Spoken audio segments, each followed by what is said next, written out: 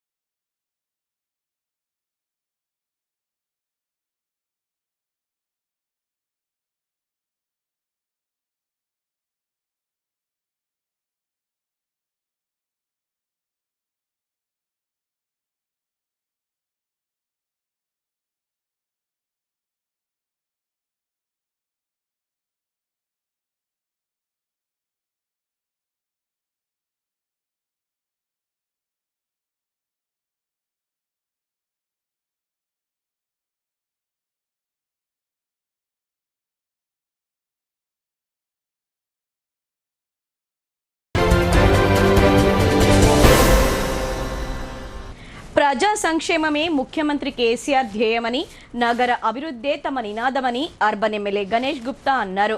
నాడు బీఆర్ఎస్ ఉద్యమ పార్టీ, నేడు ప్రగతి పార్టీ అని నగరంలో అభివృద్ధి పనులకు ప్రతి డివిజన్కు ₹1 కోటి కేటాయించి ప్రత్యేక కార్యాచరణతో అభివృద్ధి చేస్తున్నట్లు ఆయన వెల్లడించారు. నగరంలోని 17వ డివిజన్ గౌతమ్ నగర్లో ₹1 కోటితో నిర్మిస్తున్న సీసీ రోడ్డు పనులకు అర్బన్ ఎమ్మెల్యే బిగాల గణేష్ గుప్తా భూమి పూజ చేసి ప్రారంభించారు. స్థానిక కార్పొరేటర్ మాయవర్ సవితారాజు, మాజీ corporator Sairam, cooption member Chandrakala నాయకులు కార్యకర్తలతో కలిసి ఎమ్మెల్యేకు ఘన స్వాగతం పలికారు. అనంతరం గౌతమ్ నగర్లో ఇంటింటా పర్యటించి ప్రజలను కలుస్తూ సమస్యలను అడిగి తెలుసుకున్నారు. ఈ సందర్భంగా ఎమ్మెల్యే బిగాల మాట్లాడుతూ ముఖ్యమంత్రి కేసీఆర్ నాయకత్వంలో అభివృద్ధి సంక్షేమంలో తెలంగాణ రాష్ట్రం దేశంలోనే మొదటి స్థానంలో ఉందన్నారు. గడిచిన 9 ఏళ్లలో నగరాన్ని సర్వాంగ సుందరంగా తీర్చిదిద్దామని చెప్పారు. అండర్ గ్రౌండ్ డ్రైనేజీ పూర్తి చేశామని, ఎల్లమ్మగుట్ట రైల్వే కామన్ వద్ద నూతనంగా వంతెన నిర్మించి నగర ప్రజల ట్రాఫిక్ కష్టాలు తీర్చామని అన్నారు. ప్రధాన రోడ్లను విశాలంగా మార్చి సెంటర్ మీడియాన్ లైట్లు, అందమైన చెట్లను ఏర్పాటు చేశామని గుర్తు చేశారు. టీయూఎఫ్ ఐడీసీ ద్వారా సీఎం కేసీఆర్, మంత్రి కేటీఆర్ 63 కోట్లు నగరానికి మంజూరు చేశారని, ఈ నిధులను ప్రతి డివిజన్కు ₹1 కోటి చొప్పున కేటాయిస్తున్నట్లు తెలిపారు. ప్రతి డివిజన్లో అంతర్గత రోడ్ల పునరుద్ధరణకై ఈ నిధులు ఉపయోగించే విధంగా కార్యాచరణ రూపొందించామని తెలిపారు. ఈ కార్యక్రమంలో నగర మేయర్ దండు నీతు కిరణ్, 15వ డివిజన్ నాయకులు మాయావర్ సంతోష్, దారం సాయిలు, జీవన్, ఆర్టీసీ శ్రీను, బీఆర్ఎస్ కార్పొరేటర్లు, నాయకులు పాల్గొన్నారు. అభివృద్ధిలో భాగంగా ఇప్పటికే ప్రధానమైనటువంటి రోడ్లు దాదాపు పూర్తయినాయి. గల్లీలలో అండర్ గ్రౌండ్ డ్రైనేజ్తో పాటు పాడైపోయినటువంటి రోడ్లని చాలా మట్టుకు వేసినప్పటికీ ఇంకా చేయాల్సినటువంటి పనులు చాలా ఉన్నాయి. దానికోసము టీఎఫ్ఐడిసిలో ఒక ₹63 కోట్ల తీసుకొచ్చి ప్రతి డివిజన్లో ₹1 కోటి మేము ఇంటర్నల్గా రోడ్లు వేస్తూ ఉన్నాం. ఉదయాన్నే ప్రతిరోజు మేము మొదలుపెట్టి ఇప్పటికే ఒక 6 డివిజన్లలో భూమి పూజలు చేసినాం. ఈరోజు 17వ డివిజన్లో జన్మభూమి రోడ్ ప్రాంతంలో ఉన్నటువంటి 17వ డివిజన్లో మా సవితారాజు, మరి అదేవిధంగా మా సాయిరామ్ గారు, సంతోష్ గారు వీరి ఆధ్వర్యంలో ఇక్కడ భూమి పూజలు చేసినాం. మరి ₹1 నిధుల్ని ఇక్కడ మేము విడుదల చేసినాం.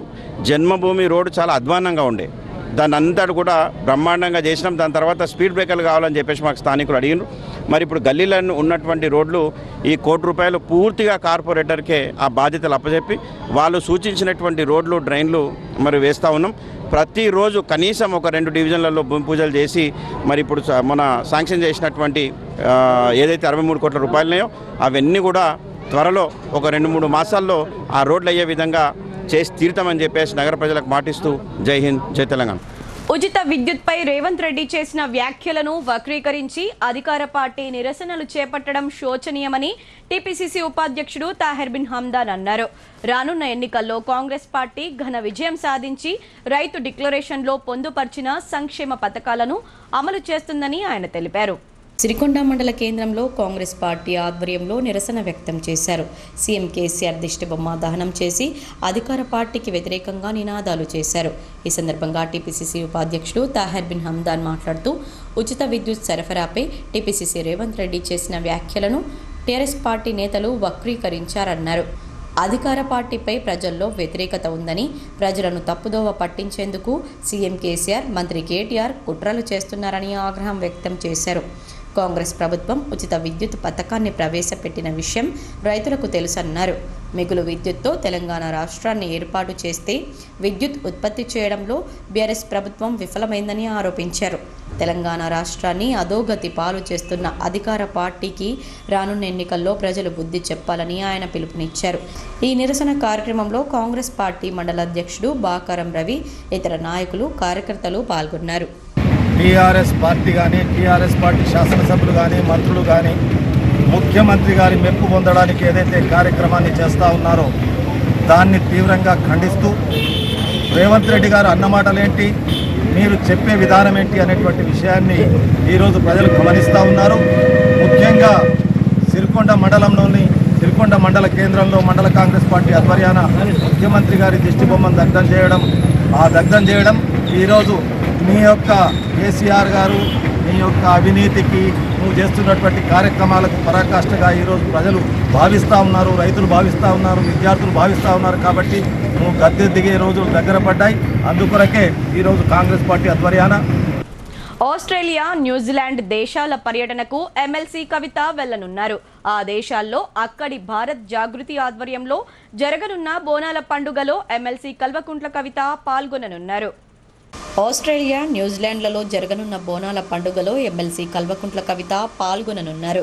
ఈ నెల 15న ఆస్ట్రేలియాలోని బ్రిస్బేన్ నగరంలో భారత జాగృతి ఆస్ట్రేలియా ఆధ్వర్యంలో బోనాల సంబరాలు జరగనున్నాయి. ఉదయం 10 గంటలకు బ్రిస్బేన్లోని గాయత్రి మందిరంలో జరగనున్న ఈ వేడుకల్లో ప్రవాస భారతీయులతో పాటు ఆస్ట్రేలియా మంత్రులు, ఎంపీలు హాజరు కానున్నారు. అలాగే జూలై 16న న్యూజిలాండ్లోని ఆక్లాండ్ నగరంలో జరగనున్న బోనాల వేడుకల్లో ఎమ్మెల్సీ కవిత పాల్గొంటారు.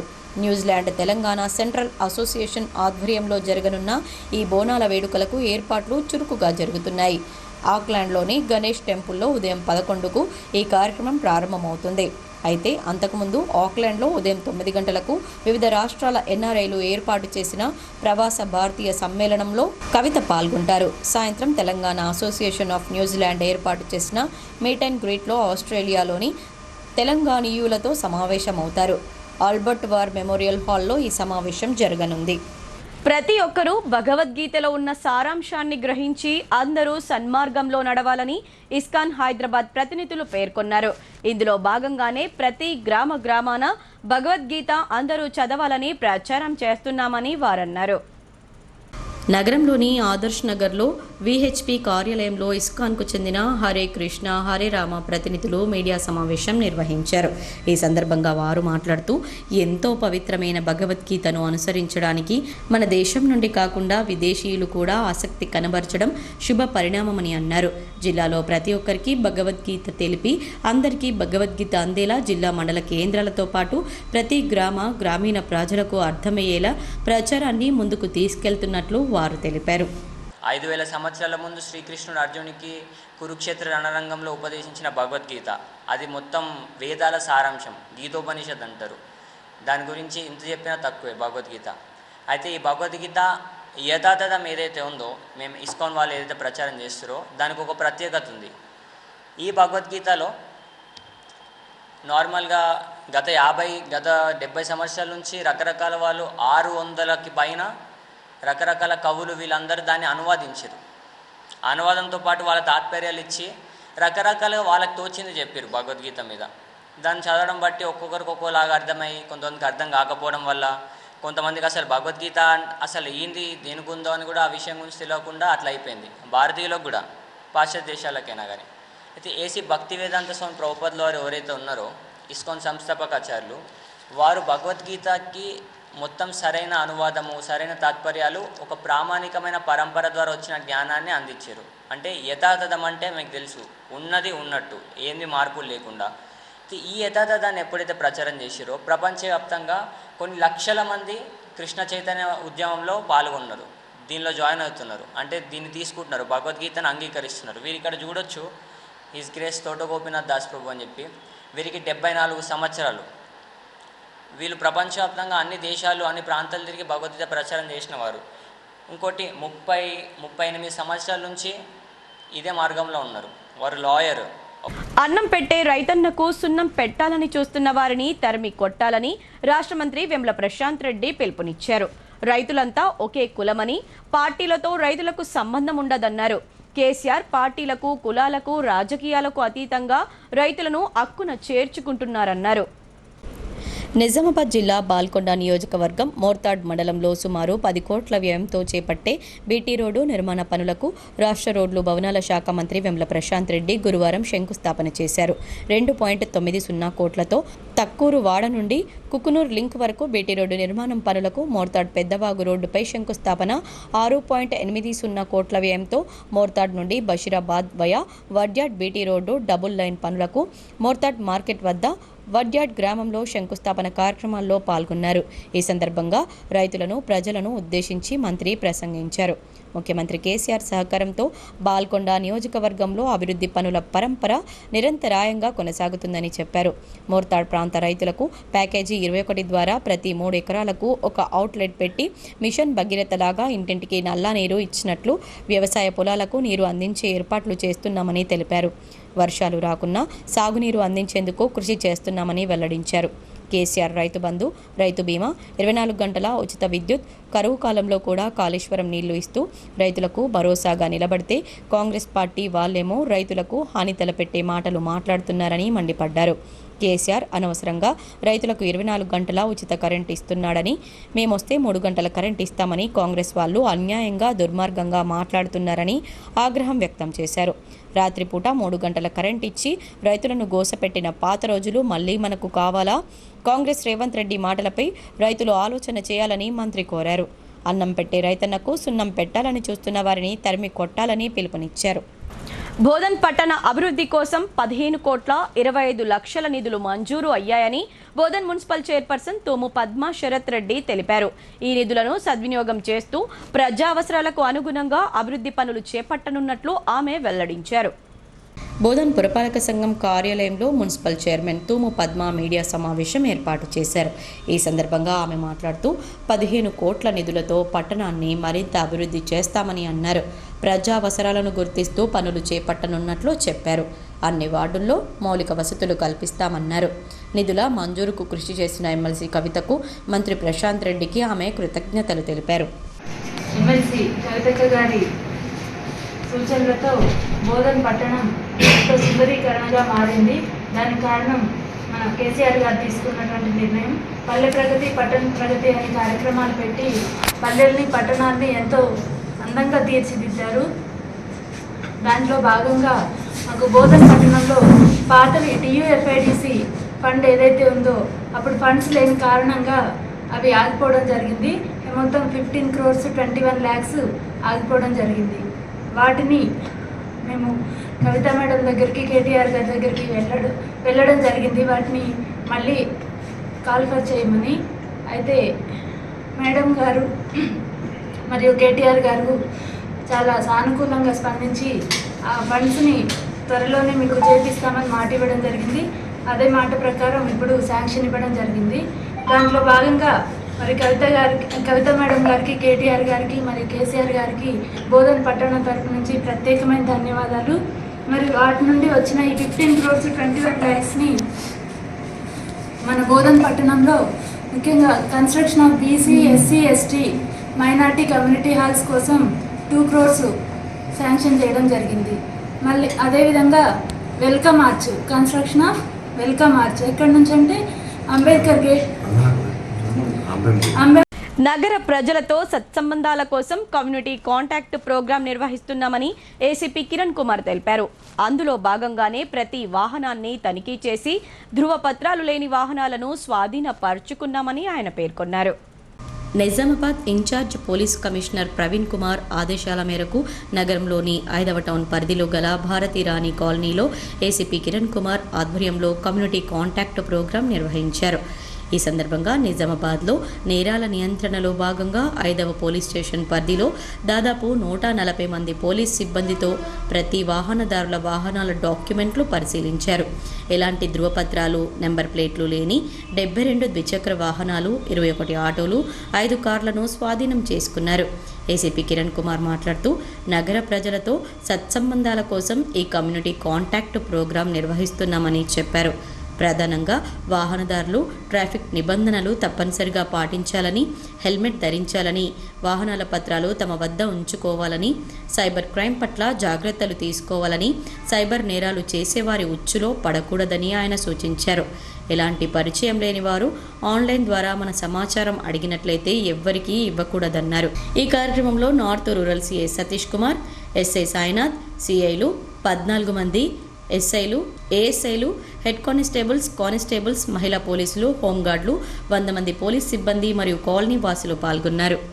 పదార్థాలు కాంట్రాబ్యాండ్ లాంటివి ఉన్నాయా, లేదంటే ఎవరన్నా నాన్ లోకల్స్ దొంగలు లాంటి వాళ్ళు ఎవరైనా షెల్టర్ తీసుకుంటారా, లేదంటే వాళ్ళ దగ్గర ఉన్న వెహికల్స్ అన్ని ప్రాపర్గా డాక్యుమెంటేషన్ ఉందా లేదంటే దాంట్లో సర్చ్ చేయడం జరిగింది. సుమారు ఒక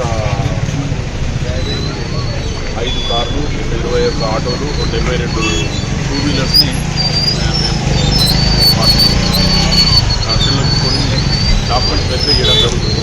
బట్ అన్ని డాక్యుమెంట్స్ వెరిఫై చేసిన తర్వాత ప్రాపర్ డాక్యుమెంట్స్ ఉన్న వాటికి తీసుకొని, లేదంటే డాక్యుమెంట్స్ లేని వాటికి ప్రాపర్గా యాక్ట్, మోటార్ వెహికల్ యాక్ట్ సంబంధించి ఏదైతే కాంట్రావెన్షన్స్ ఉన్నాయో, ఏదైతే సెక్షన్ అప్లికబుల్ ఉంటుందో దాని మీద యాక్షన్ తీసుకోవడం జరుగుతుంది. తర్వాత పబ్లిక్లో అవేర్నెస్ కూడా ఒకటి చెప్పడం జరిగింది. ఏదైనా గొడవలు జరిగినా కానీ, ఏదైనా అమ్మాయిలను ఏమైనా టీచ్ చేసినా కానీ, ఏదైనా న్యూసెన్స్ చేసినా కానీ, గాంజా లాంటివి అమ్మినా కానీ మాకు చేయాలని చెప్పి డయల్ 100 దాన్ని వాడుకోవాలని చెప్పి. ఇప్పుడు కొన్ని వాణిజ్య ప్రకటనలు.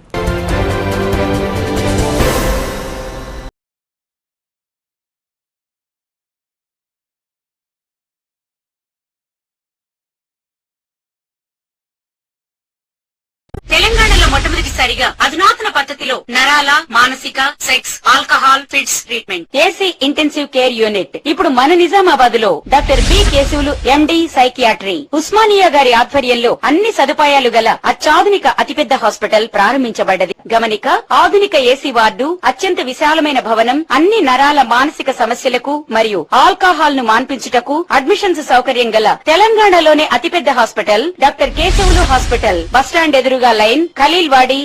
తక్కువ ఖర్చుతో హైదరాబాద్ స్థాయి అత్యాధునిక వైద్య సదుపాయం కావాలనుకుంటున్నారా?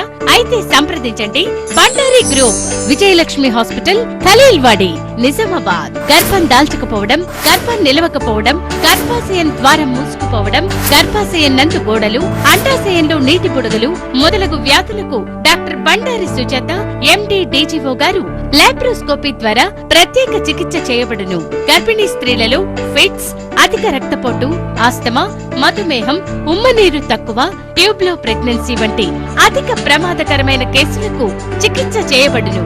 Normal delivery, caesarean section, hysterectomy, tubectomy, laparoscopy, hysteroscopy సౌకర్యం కలదు. పిల్లలు పుట్టకుండా ఆపరేషన్ చేసుకున్న వారికి తిరిగి సంతానం కొరకు సంప్రదించగలరు. అందరికీ అందుబాటులో అన్ని రకాల వైద్య సేవలు కలవు. పరిశుభ్రమైన విశాలమైన గదులు, లిఫ్ట్, అధునాతన ఆపరేషన్ థియేటర్, ల్యాబ్, ఫార్మసీ సౌకర్యం కలదు. ప్రతి శుక్రవారం ఉచితంగా చూడబడును. రాష్ట్ర ప్రభుత్వ ఉద్యోగులకు రీయింబర్స్మెంట్ సౌకర్యం కలదు. సంప్రదించండి doctor Bandari Sujatha, Bandari group, Vijayalakshmi hospital, Rajiv Gandhi auditorium దగ్గర, రెడ్ క్రాస్ బ్లడ్ బ్యాంక్ ఎదురు సందులో, ఖలీల్వాడి, నిజామాబాద్.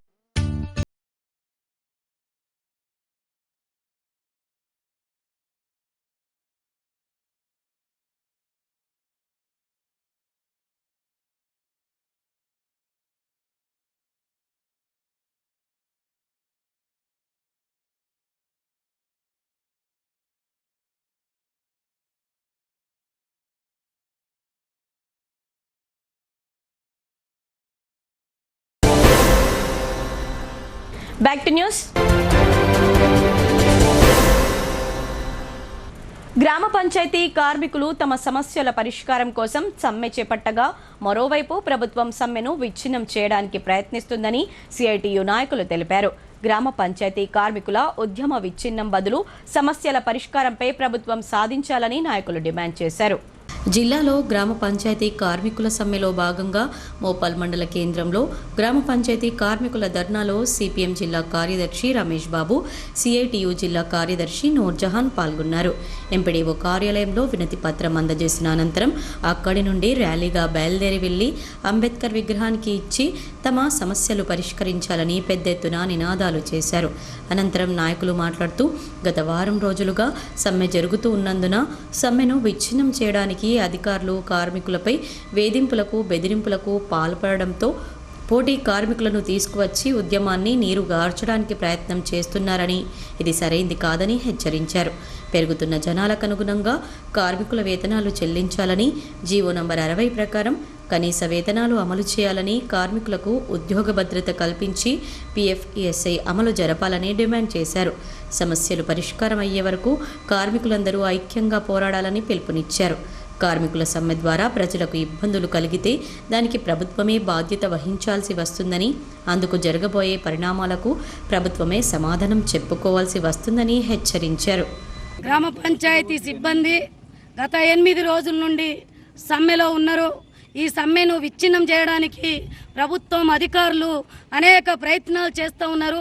విచ్ఛిన్నం చేసే కంటే ఏదైతే సమ్మె డిమాండ్స్ ఉన్నాయో ఆ డిమాండ్స్ పట్ల పిలిపించి జేఏసీకి చర్చలు జరిపి సమస్యలను పరిష్కరించే దిశగా అడుగులు వేయాలి. కానీ అడుగులు వేయకుండా, సమస్యలను పరిష్కారం చేయకుండా జటిలం చేస్తూ కార్మికులకందరికీ భయభ్రాంతుల గురి చేస్తున్నారు.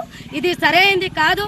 ఏదైతే ఇవాళ గ్రామ పంచాయతీ సిబ్బంది ఉన్నారో కారోబార్లకు, బిల్ కలెక్టర్లకు ఇవాళ సహాయ కార్యదర్శులుగా నియమించాలనేదే, గ్రామ పంచాయతీ సిబ్బంది అందరికీ పర్మినెంట్ చేయాలనేదే, సంఘటన స్థలంలో ఏదన్నా మరణిస్తే చేస్తే వాళ్ళ కనీసం 10 లక్షలు ఎక్స్గ్రేషియా చెల్లించాలనేదే ఇవాళ ఈ డిమాండ్ మీద అనేక సమస్యల మీద అనేక సార్లు వినతి పత్రాలు ఇచ్చినా, ధర్నాలు చేసినా ప్రభుత్వాలు మాత్రం పట్టించుకోవట్లేదు, అధికారులు మాత్రం పట్టించుకోవట్లేదు.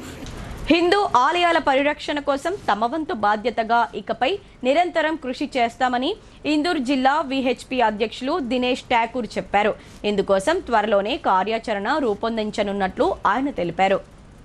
నగరంలోని ఆదర్శ్ నగర్లో విశ్వ హిందూ పరిషత్ నూతన కమిటీని ఎన్నుకున్నారు.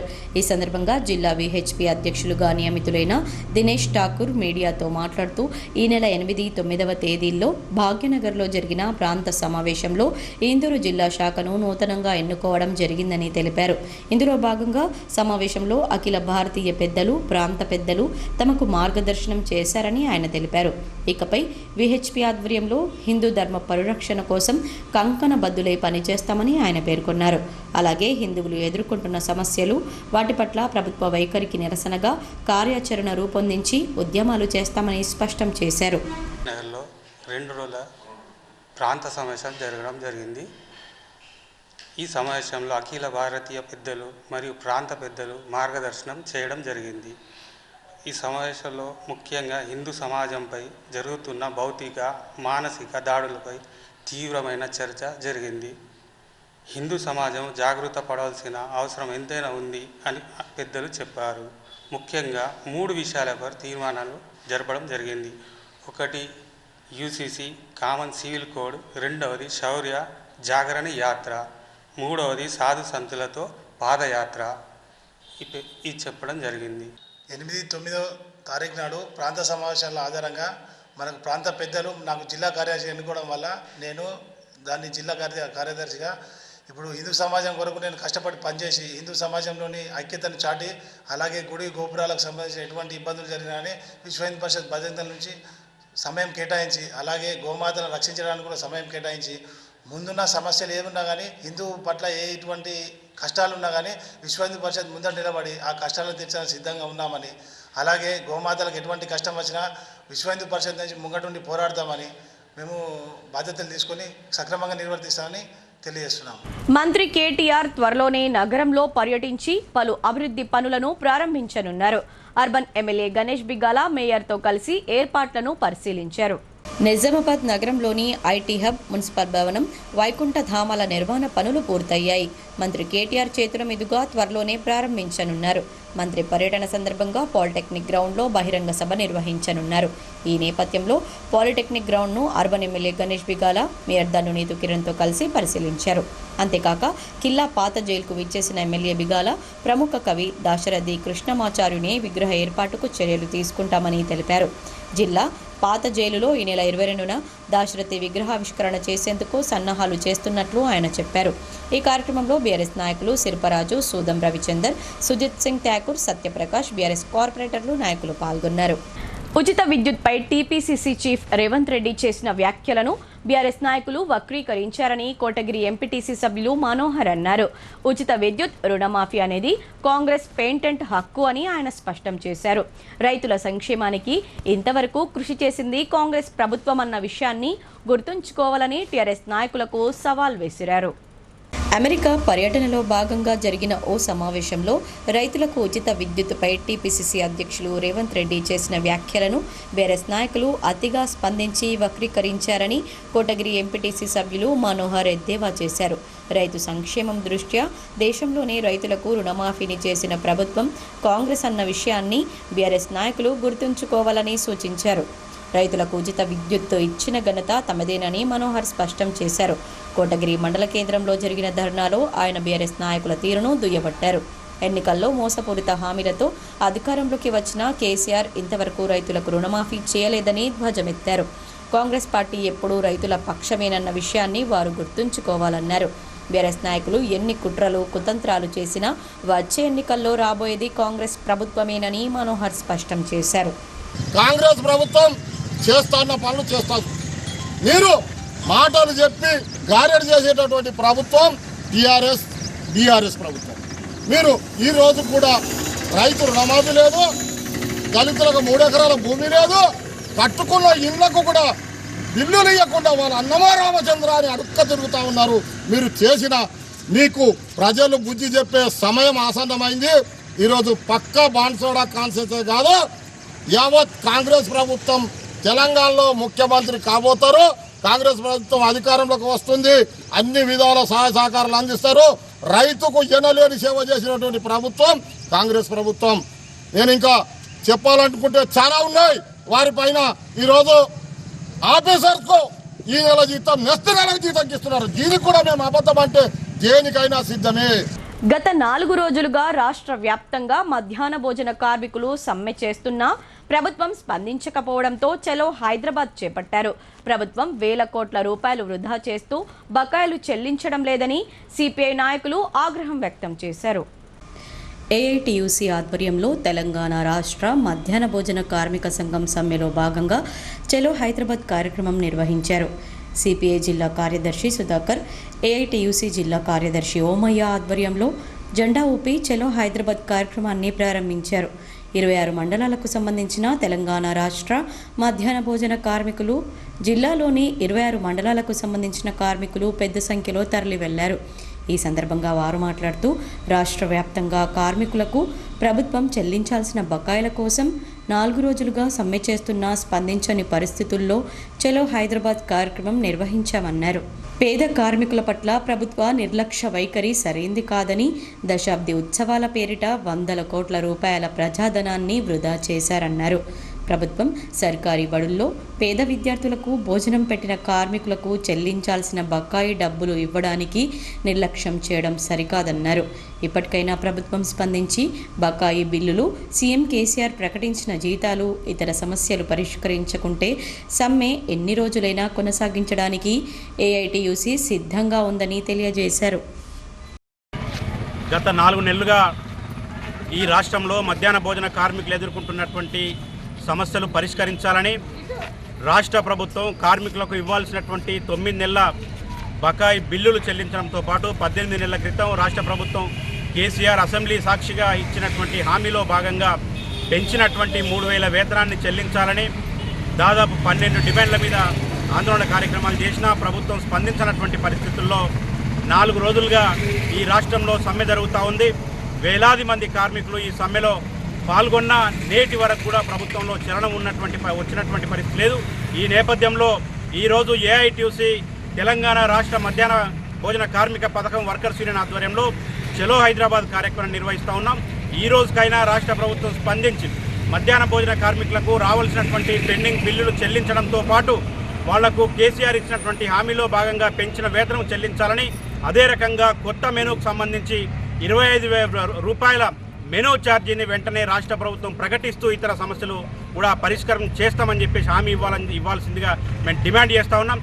కాంగ్రెస్ ప్రభుత్వం 16,000 కోట్ల మిగులు బడ్జెట్తో పాటు మిగులు విద్యుత్తో తెలంగాణ రాష్ట్రాన్ని ఏర్పాటు చేసిందని కాంగ్రెస్ పార్టీ బోధన్ నియోజకవర్గ నేత కెప్టెన్ కరుణాకర్ రెడ్డి అన్నారు.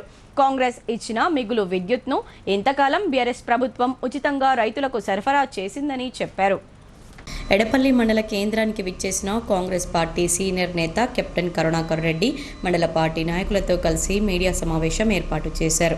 ఈ సందర్భంగా ఆయన మాట్లాడుతూ కాంగ్రెస్ ప్రభుత్వం ఇచ్చిన మిగులు విద్యుత్తును ఇవ్వగా బీఆర్ఎస్ ప్రభుత్వం ప్రస్తుతం వినియోగానికి తగ్గట్టుగా విద్యుత్ సరఫరా చేయడంలో విఫలమవుతుందని విమర్శించారు.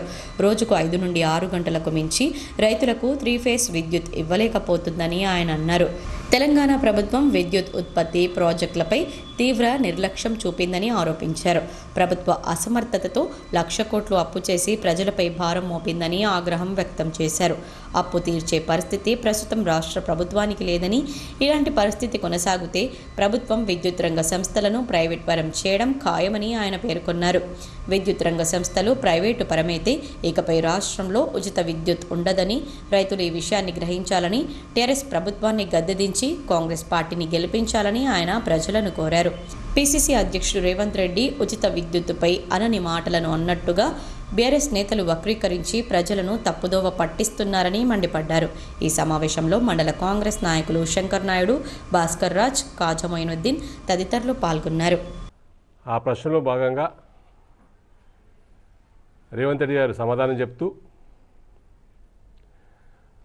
తెలంగాణలో టీఆర్ఎస్ పార్టీ 24 గంటలు కరెంటు ఫ్రీగా ఇస్తున్నామని చెబుతున్నది, కానీ 2-3 గంటలు కూడా నిరంతరంగా సప్లై చేసలేదని చెప్పడం జరిగింది.